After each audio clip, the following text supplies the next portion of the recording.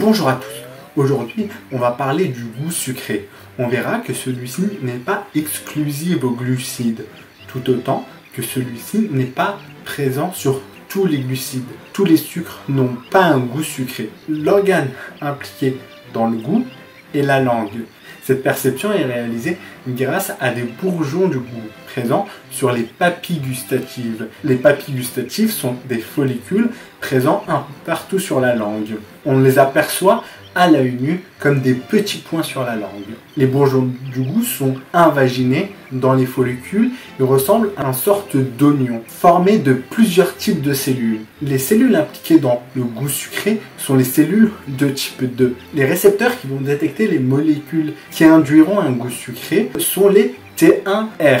Sur les récepteurs T1R, plusieurs glucides peuvent se lier, comme le saccharose, comme le glucose et le fructose, mais également l'aspartame, le tryptophane et le glutamate, qui sont des acides aminés, mais également plein d'autres molécules, comme vous pouvez le voir. T1R, qui sont des récepteurs couplés à des protéines G, c'est-à-dire ce sont des récepteurs qui vont détecter des molécules présentes dans le milieu extracellulaire et qui vont induire une réponse intracellulaire, qui vont induire dans la cellule une succession de réactions entre les protéines. Dans notre cas, cela va induire à l'autre bout de l'oignon une libération d'ATP, qui dans ce cas est un neurotransmetteur qui va, grâce au nerf glossopharyngien, va envoyer un message dans notre cerveau, et principalement au niveau du cortex gustatif primaire et au niveau du cortex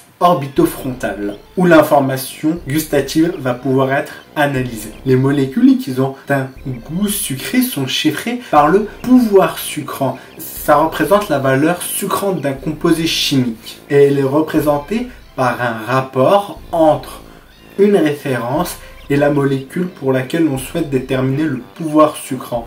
La référence est en général le saccharose, divisé par une solution du sucre que l'on souhaite analyser, où la solution a un goût similaire à la référence. En laboratoire, on va tout simplement prendre un échantillon de patients à qui on va faire goûter les sucres et à qui on va demander de leur donner une note. Merci d'avoir regardé la vidéo. Au revoir.